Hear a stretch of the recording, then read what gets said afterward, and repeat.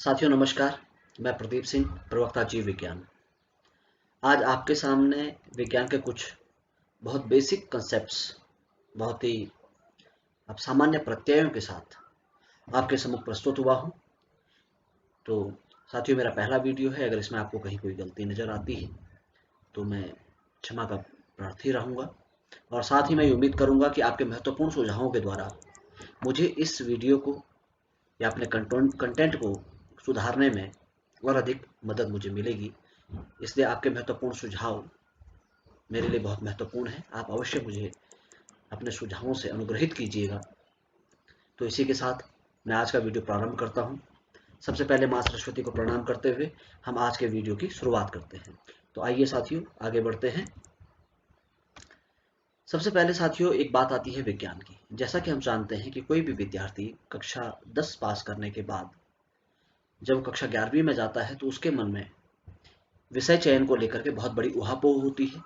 और न केवल विद्यार्थी बल्कि इनमें उनके अभिभावक जो होते हैं, गार्जियंस जो होते हैं, उनके मन में भी एक बहुत बड़ी चिंता होती है कि बच्चे को कौन सा स्ट्रीम, कौन सा विषय दिलाया जाए। तो इसके लिए ये वीडियो आपके गार्जियंस एवं बच्चे दोनों के मार्गदर्शन में कुछ मदद करेगा, ऐसी मैं उम्मीद करता हूँ। तो सबसे पहले तो मैं कहना चाहूँगा कि प्रत्येक व्यक्ति जो इस सृष्टि पर पैदा हुआ है, क्यों, कब, कहाँ और कैसे, इस प्रकार के प्रश्नों को करने की जिसके भीतर क्षमता है, जिसके भीतर जिज्ञासा है, वह प्रत्येक व्यक्ति, चाहे वो एक शिक्षित हो या एक हल चलाने वाला हो या फिर एक व्यवसायी हो, जिस व्यक्ति के मन में क्यों और कैसे जैसे ये सवाल उत्पन्न होते हैं, तो वह व्यक्ति अपने आप में एक वैज्ञानिक जिज्ञासा के साथ पैदा हुआ है। बस ये निर्भर करता है कि वह व्यक्ति अपनी इन जिज्ञासाओं को आगे कंटिन्यू रखता है या उन्हें कुछ समय के बाद छोड़ देता है। इन्हीं चीज़ों पर निर्भर करेगा कि वह व्यक्ति आगे वैज्ञानिक बनेगा या नहीं। तो आप ये कह सकते हैं कि एक छिपा हुआ वैज्ञानिक हम सभी के भीतर मौजूद होता है। अब जरूरत होती है इसे सेप देने की। तो सेप देने के लिए अब हमें बच्चे को कुछ स्ट्रीम्स कक्षा 11वीं में दिलवानी होती हैं, जिनमें जनरली हमारे यहाँ पर आर्ट्स, साइंस और कॉमर्स, 3 स्ट्रीम्स में बेसिकली चलती हैं। तो मैं इसमें आपको साइंस स्ट्रीम के विषय में बताऊंगा कि विज्ञान, दरअसल विज्ञान है क्या। अगर हम एक वैज्ञानिक परिभाषा विज्ञान के देखना चाहें, एक लॉजिकल वे में, एक जो बैलेंस, जो इसकी परिभाषा है वो क्या है, देखिए। विज्ञान किसी वस्तु का तर्कपूर्ण, सुसंगठित, सुव्यवस्थित एवं क्रमबद्ध ज्ञान ही विज्ञान है। जब हम किसी भी विषय को, कोई भी विषय, कोई भी वस्तु, जब हम उसे एक तर्क के साथ में, लॉजिक्स के साथ, सुसंगठित और सुव्यवस्थित तरीके से और एक प्रॉपर एक क्रम में जब हम किसी भी विषय का अध्ययन या किसी भी वस्तु का अध्ययन करते हैं, तो अर्थात वह अपने आप में विज्ञान है। अब जो विज्ञान, जो साइंस हम पढ़ते हैं क्लास 11th ऑनवर्ड, उसमें बेसिकली हम 3 महत्वपूर्ण विषयों के बारे में अध्ययन करते हैं। तो ये 3 विज्ञान के महत्वपूर्ण विषय है: भौतिक विज्ञान, फिजिक्स जिसे हम कहते हैं, दूसरा रसायन विज्ञान या रासायनिक विज्ञान भी इसे कहा जाता है, केमिस्ट्री, और तीसरा है जीव विज्ञान या बायोलॉजी। भौतिक विज्ञान जो विज्ञान की शाखा है, इसमें जितने भी भौतिक नियम हैं, पृथ्वी पर पाई जाने वाली जितनी भी भौतिक राशियां, भौतिक क्या कह सकते हैं, ताप, दाब, बल या अनेकों पर गुरुत्वाकर्षण बल, इस प्रकार के जितने भी भौतिकी के जो सिद्धांत हैं, इन सभी का अध्ययन भौतिक विज्ञान के अंतर्गत किया जाता है। दूसरा आता है रसायन विज्ञान। जैसा कि हम जानते हैं, इस पृथ्वी पर अनेकों प्रकार के रसायन, यानी कि अम्ल, क्षार, लवण आदि मौजूद हैं, और जो अनेकों प्रकार की रासायनिक अभिक्रियाएं करते रहते हैं। तो इसी प्रकार की रसायन एवं उनके द्वारा होने वाली अभिक्रियाओं का अध्ययन विज्ञान की जिस शाखा में किया जाता है, वह रसायन विज्ञान कहलाती है। तीसरा आता है जीव विज्ञान, जिसे हम बायोलॉजी कहते हैं। तो जीव विज्ञान, जैसे नाम से ही विदित है, जीवों का विज्ञान, यानी कि विज्ञान की वह शाखा जिसमें जीवों का अध्ययन किया जाता है। जिनमें जीवन होता है वो जीव होते हैं। तो विज्ञान की वह शाखा जिसमें जीवों का अध्ययन किया जाता है, वही जीव विज्ञान या बायोलॉजी कहलाती है। अब हम बात करते हैं बायोलॉजी को, थोड़ा सा और ज्यादा हम डिटेल में समझते हैं जीव विज्ञान को। तो जीव विज्ञान जो शब्द है, दरअसल इसे अंग्रेजी में कहा जाता है बायोलॉजी। तो बायोलॉजी का अर्थ होता है जीव विज्ञान। यह विज्ञान की वह शाखा है जिसके अंतर्गत जीवधारियों के बारे में अध्ययन किया जाता है, जिसमें जीवों की संरचना, कार्यों, विकास, उद्भव, पहचान, वितरण एवं उनके वर्गीकरण इत्यादि सम्मिलित है। अर्थात बायोलॉजी, इन शब्दों का अर्थ आपको अब अगले हेडिंग में बताने जा रहा हूं। बायोस जो है, बायोस का मतलब होता है जीवन, और लॉजी यानी लोजिया जो शब्द है इससे बना है लोगस, जिसका अर्थ होता है का अध्ययन या टू स्टडी। तो अर्थात बायोलॉजी का अर्थ हुआ जीवन का अध्ययन या स्टडी ऑफ लाइफ। तो आप कह सकते हैं कि विज्ञान की वो शाखा जिसमें जीवों का अध्ययन किया जाता है।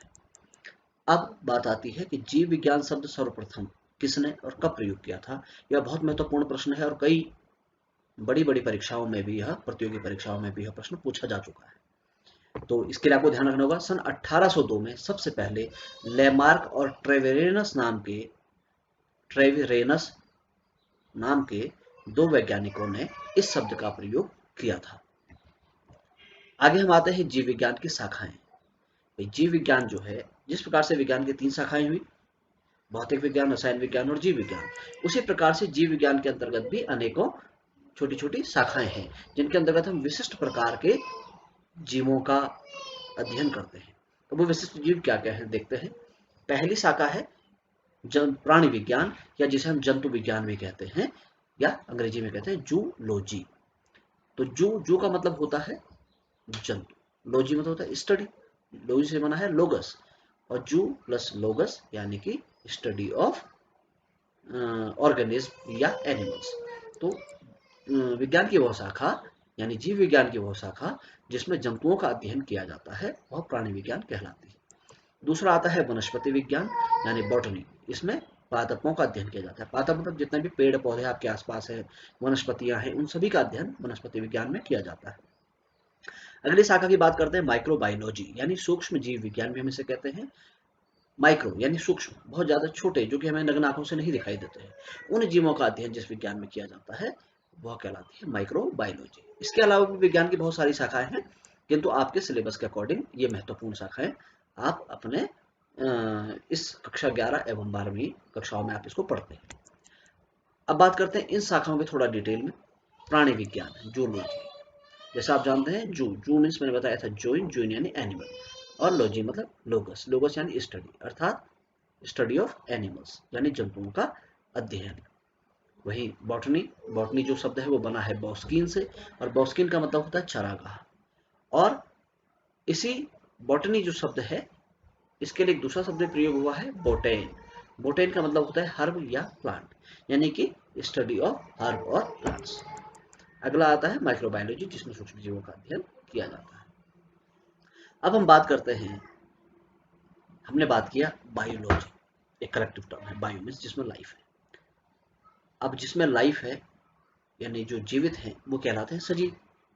तो सजीव दरअसल होते क्या हैं, और एक सजीव और एक निर्जीव में क्या डिफरेंस होता है, थोड़ा सा हम उसको समझने का प्रयास करेंगे। यानी कि अगर एक पत्थर में जीवन नहीं है तो क्यों नहीं है, और अगर एक पादप में, एक प्लांट में, एक आप कह सकते हैं फर्न में, एक आप कह सकते हैं एल्गी में अगर जीवन है तो वो क्यों है, ऐसा क्या है जो कि सजीव को सजीव और निर्जीव को निर्जीव बनाता है, इसको हमें समझना है।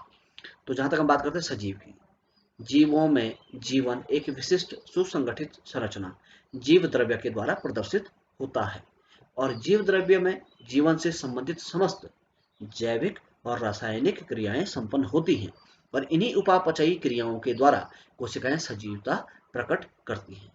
तो इसमें देखिए महत्वपूर्ण चीज क्या है, इसमें एक शब्द आया है बार बार, जीव द्रव्य, जिसे हम प्रोटोप्लाज्म भी कहते हैं। तो प्रोटोप्लाज्म क्या है, प्रोटोप्लाज्म एक प्रकार का ऐसा कह सकते हैं तरल है, एक सेमी लिक्विड फ्लूइड यानी कि अर्ध तरल पदार्थ है, जो थोड़ा सा चिपचिपा सेमी ट्रांसपेरेंट होता है, यानी कि अर्ध पारदर्शी होता है, और इसी द्रव के भीतर सभी की सभी जैविक और रासायनिक क्रियाएं संपन्न होती हैं। जीवन के लिए आवश्यक जो भी जैविक क्रियाएं जैसे श्वसन, पाचन, उत्सर्जन, पोषण, ये सभी प्रक्रियाएं, और जितनी भी रासायनिक अभिक्रियाएं हैं, यानी कि अनेकों प्रकार के आयनों का आदान प्रदान, अनेकों प्रकार के रसायनों का बनना टूटना, ये सभी की सभी प्रक्रियाएं जीव द्रव्य में ही संपन्न होती हैं, और इसी कारण सजीव में सजीवता होती है।